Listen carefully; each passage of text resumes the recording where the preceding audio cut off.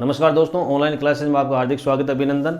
आज अपन जो शुरू कर रहे हैं दोस्तों, भारतीय इतिहास का प्राचीन जो भारत है उसके टॉपिकों के बारे में आज अपन चर्चा शुरू करेंगे। और जो पहला टॉपिक रहेगा वो रहेगा सिंधु घाटी सभ्यता। अब सिंधु घाटी सभ्यता में अपन क्या पढ़ेंगे दोस्तों?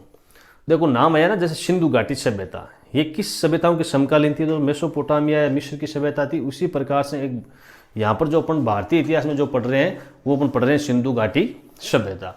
अब इस सभ्यता का नाम सिंधु घाटी सभ्यता ही क्यों रखा? तो इसका मुख्यतः ये कारण था दोस्तों, ये जो सभ्यता है वो मुख्यतः सिंधु और उसकी सहायक नदियों के किनारे विकसित हुई थी। इस कारण जो जॉन मार्शल थे उन्होंने इसका नामकरण रखा था सिंधु घाटी सभ्यता। तो सिंधु घाटी सभ्यता के बारे में इसकी लिपि कैसी थी, इनका समय कैसा था, इनका विस्तार कहाँ तक था, या कौन कौन से केंद्र थे और उन केंद्रों से क्या क्या अवशेष मिले हैं, उसके बाद में अपन जो चर्चा करेंगे वो इस सिंधु घाटी सभ्यता की राजनीतिक व्यवस्था, जो मुख्यतः इतना जानकारी नहीं मिलेगी, आर्थिक जीवन, धार्मिक जीवन, उनके बारे में आज अपन चर्चा करेंगे। तो सिंधु घाटी सभ्यता की अपन शुरुआत करते हैं दोस्तों। आज का जो टॉपिक है वो है सिंधु घाटी सभ्यता। सिंधु घाटी सभ्यता। अब सिंधु घाटी जो सभ्यता है दोस्तों, अभी अपन ने थोड़ी चर्चा की है, पूछ ले इस सभ्यता का नाम सिंधु घाटी सभ्यता क्यों रखा? तो सिंधु व उसकी सहायक नदियों के किनारे, सहायक नदियों के किनारे विकसित।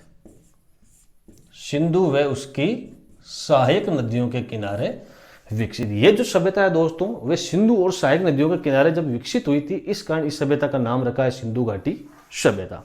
अब आपको यहां से थोड़ी सी चीज ये याद रखना है दोस्तों, पूछ ले एक नामकरण।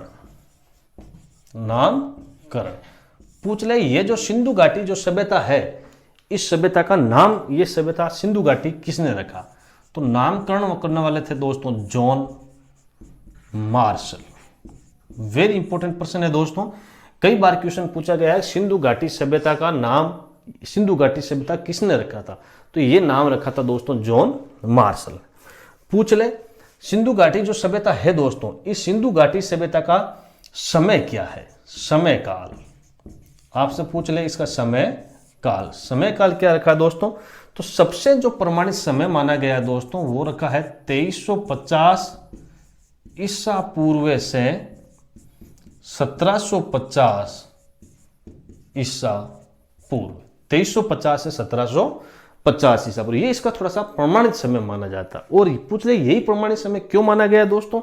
तो जब आप विज्ञान पढ़ते हैं दोस्तों, तो वहां पर एक आपने पद्धति पढ़ी होगी, कार्बन डेटिंग पद्धति। कौन सी पद्धति दोस्तों? कार्बन डेटिंग पद्धति C14 के अनुसार। कार्बन डेटिंग जो पद्धति है C14, उस C14 के अनुसार दोस्तों इस सभ्यता का जो प्रमाणित जो समय माना गया है वो प्रमाणित समय माना गया है 2350 ईसा पूर्व से 1750 ईसा पूर्व। पूछ ले कौन से युग की है आपको दोस्तों युग, या आपसे क्वेश्चन पूछ ले जाए किस काल की है दोस्तों? तो ये जो सभ्यता है दोस्तों, ये सभ्यता है ताम्र युगीन। कौन सी युगीन है दोस्तों? ताम्र युगीन, या इसी को कहीं कहीं नाम मिलेगा आपको दोस्तों कांस्य युगीन सभ्यता। ताम्र युगीन या कांस्य युगीन सभ्यता। यहां से एक महत्वपूर्ण जो प्रश्न निकल के आएगा दोस्तों, ये कई बार क्वेश्चन पूछा गया, सिंधु घाटी सभ्यता से किस धातु की जानकारी प्राप्त नहीं होती है? तो वेरी इंपॉर्टेंट प्रश्न है दोस्तों, आपको याद रखना है, इस सभ्यता से लोहे की जानकारी प्राप्त नहीं होती है। तो आप कहीं पर यह मत कर देना लोहे युगीन सभ्यता या पाषाण युगीन सभ्यता। ये जो सभ्यता है दोस्तों कौन सी है? ताम्र युगीन सभ्यता या कांस्य युगीन सभ्यता। रह जाएगा दोस्तों याद आपको। उसके बाद में आपसे क्वेश्चन पूछ ले जाएगी विस्तार। ये जो सिंधु घाटी सभ्यता है इसका विस्तार कितने देशों में है दोस्तों? तो सिंधु घाटी जो सभ्यता है उसका विस्तार है दोस्तों भारत, पाकिस्तान व अफगानिस्तान। भारत, पाकिस्तान और अफगानिस्तान। रह जाएगा याद आपको। विस्तार कहां है दोस्तों? भारत, पाकिस्तान और अफगानिस्तान, तीन देशों में यह सभ्यता फैली हुई है। पूछ ले कुल क्षेत्रफल, पूछ ले इस सभ्यता का कुल क्षेत्रफल कितना है। तो कुल क्षेत्रफल आपके पूछ लिया जाए दोस्तों, तो कुल क्षेत्रफल माना गया दोस्तों 12,99,600 वर्ग किलोमीटर। लगभग कितना क्षेत्रफल माना गया दोस्तों, 12,99,600 वर्ग किलोमीटर। पूछ ले ये जो अपन सभ्यता पढ़ रहे हैं दोस्तों, इसकी आकृति, सिंधु घाटी जो सभ्यता है उसकी आकृति कैसी है। तो दोस्तों सिंधु घाटी जो सभ्यता है उसकी आकृति है त्रिभुजाकार। कैसी है आकृति? आकृति है दोस्तों त्रिभुजाकार। सिंधु घाटी सभ्यता की आकृति कैसी है दोस्तों? त्रिभुजाकार। पूछ ले दोस्तों जो सिंधु घाटी सभ्यता है उसमें लिपि कैसी थी? लिपि, तो लिपि थी दोस्तों भाव चित्रात्मक। लिपि कैसी है? भाव चित्रात्मक। लिपि कैसी दोस्तों? मतलब स्पष्ट लिपि नहीं थी जिसको आज तक पढ़ा नहीं जा सका है। अब भाव चित्रात्मक मतलब क्या? जैसे भाव, अपन एक सड़क पर जा रहे हैं और यहाँ पर यदि थोड़े से बच्चों के निशान आते हैं, इसका मतलब आगे क्या है? स्कूल है। यदि हॉस्पिटल जैसा आएगा तो हॉस्पिटल है, और ब्रेक रहेगा तो वैसा चिन्ह बना, इसका मतलब वहां पर भाव झलकता है अपन, ताकि उसको समझ सकते हैं कि इसमें क्या है, आगे क्या ना। उसी प्रकार से ये भाव चित्रात्मक लिपि थी। पूछ रहे ये जो लिपि है दोस्तों लिखी कैसे जाती थी? तो ये लिपि दाएं से बाएं की ओर, दाएं से बाएं की ओर लिखी जाती थी। मतलब भाव चित्रात्मक मतलब ये पूछ रहे वैसे थी कैसी? तो ये सर्पिलाकार थी दोस्तों। कैसे थी? सर्पिलाकार। तो ये अपने इसके बारे में प्रारंभिक चीजें पढ़ी है। वापस एक बार अपन इसको रिपीट कर लेते हैं दोस्तों। अपन जो सिंधु घाटी सभ्यता पढ़ रहे हैं इसका जो समय है वो है 2350 से 1750 ईसा पूर्व है। अब यहाँ पर आगे की समस्या आएगी कि ये 2350 1750 ये कम कैसे होता है, तो इसको आपको टेंशन लेने की आवश्यकता नहीं है। यहाँ पर अपन समय लिख रहे हैं ईसा पूर्व है, इसका मतलब ईसा की जन्म की तरफ अपन लौट रहे हैं। जैसे ईसा का जन्म होगा उसके बाद में अपन ईस्वी लिखना शुरू कर देंगे।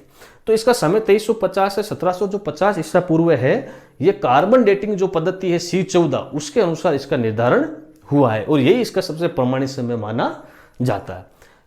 इस सभ्यता का नाम सिंधु घाटी सभ्यता क्यों रखा दोस्तों? तो ये सिंधु और उसकी सहायक नदियों के किनारे विकसित हुई, इस कारण इस सभ्यता का नाम क्या रखा था? सिंधु घाटी सभ्यता। नामकरण किया किसने था दोस्तों? तो नामकरण करने वाले कौन थे? John Marshall. और वेरी इंपॉर्टेंट याद रखना, पूछ ले सर्वप्रथम तिथि निर्धारण। तो सर्वप्रथम जो तिथि निर्धारण हुआ था वो हुआ था 1931 ईस्वी, और वो तिथि का निर्धारण करने वाला भी कौन है दोस्तों? जॉन मार्शल ने सर्वप्रथम 1931 में इसका तिथि का निर्धारण किया था। पूछ ले किस युग या किस काल के दोस्तों? तो ये ताम्र युगीन या कांस्य युगीन सभ्यता है, क्योंकि सर्वाधिक जब अपने इसके अवशेष पढ़ेंगे या क्या क्या यहाँ चीजें मिली है तो सबसे ज्यादा तांबे की चीजें मिलेगी, इसलिए इसको कांस्य युगीन या ताम्र युगीन सभ्यता भी कहा जाता है दोस्तों। उसके बाद में विस्तार, तो विस्तार है भारत, पाकिस्तान और अफगानिस्तान, 3 देशों में ये फैली हुई है, जिसका कुल क्षेत्रफल माना गया 12,99,600 वर्ग किलोमीटर। और आकृति कैसी है दोस्तों? त्रिभुजाकार। लिपि कैसी थी? भाव चित्रात्मक थी, जिसमें 64 चिन्ह माने गए। कुल चिन्ह कितने माने गए हैं दोस्तों? 64, और 250 से लेकर 400 तक अक्षर माने गए हैं इसमें, वो भी आपको याद रखना है। लिपि ये लिखी कैसे जाती थी? तो ये दाएं से बाएं की ओर लिखी जाती थी। इसकी आकृति कैसी थी दोस्तों? सर्पिलाकार थी। रह जाएगा याद। अब अपन आगे चलते हैं दोस्तों। अब जो सिंधु घाटी जो सभ्यता पढ़ रहे हैं, पूछ लिया कि सर्वप्रथम खोज, सर्वप्रथम इसकी खोज करने वाले कौन थे? तो सर्वप्रथम खोज करी थी दोस्तों चार्ल्स मैनसन ने। पूछ लिया कि सर्वप्रथम खोज, सर्वप्रथम खोज, तो सर्वप्रथम खोज हुई थी दोस्तों, वो हुई थी, करने वाला कौन है? Charles Manson. सर्वप्रथम खोज करने वाला कौन है दोस्तों? Charles Manson. चार्ल्स मैनसन ने क्या है कि सबसे पहले अपन जब सिंधु घाटी सभ्यता पढ़ते हैं दोस्तों, इसी को कहा गया हड़प्पा सभ्यता।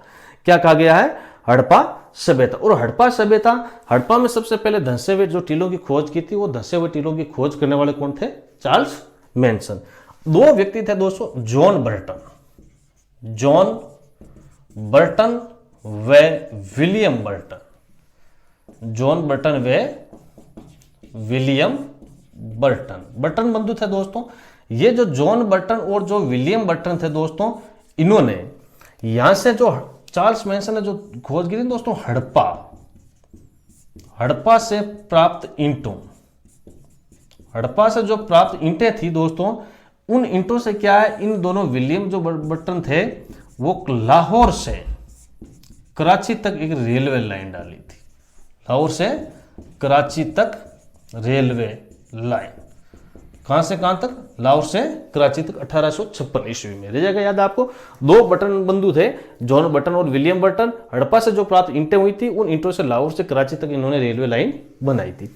अब आपसे पूछ लिया जाए इसका जो विस्तार था, अपन विस्तार का आपसे यदि पूछ लिया भारत में बिंदु कहां कहां तक थे विस्तार, तो विस्तार आपको पता है दोस्तों, विस्तार अपन यहां पढ़ रहे हैं। विस्तार में क्या है, उत्तर दक्षिण और पूर्व पश्चिम में आपको 4 पॉइंट पढ़ने हैं। उत्तरी सिरा पूछ ले दोस्तों कि जो सिंधु घाटी जो सभ्यता है उसका उत्तरी सिरा क्या था दोस्तों, तो उत्तरी जो सिरा था वो था मांडा। कौन सा है, मांडा। दक्षिणी सिरा पूछ ले जाए दोस्तों, दक्षिणी सिरे का नाम था देमाबाद। दक्षिणी सिरा कौन सा है, देमाबाद। पूर्वी सिरा आपसे पूछ लिया जाए दोस्तों तो यह था आलमगीरपुर।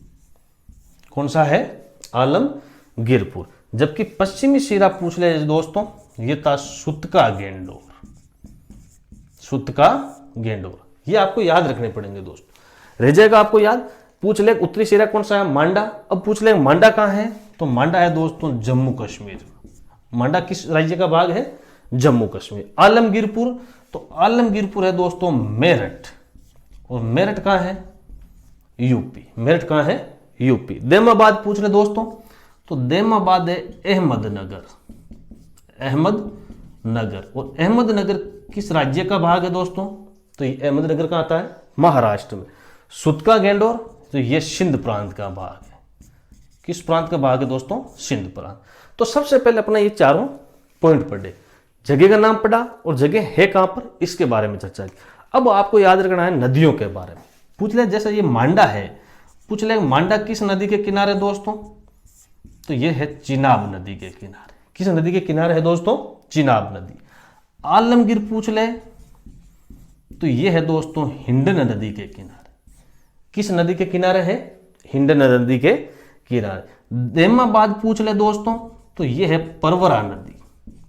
कौन सी नदी है, परवरा नदी। जबकि ये जो सुतका गेंडोर है, पूछ ले ये कौन सी नदी है दोस्तों, तो ये है दास्क नदी। रह जाएगा दोस्तों। तो उत्तरी जो मांडा है वो चिनाब नदी के किनारे है, आलमगीरपुर हिंडन नदी के किनारे है, देमाबाद परवरा नदी के किनारे है, जबकि सुतका गेंडोर है वो कौन सी नदी के किनारे है दोस्तों, दास्क नदी के किनारे।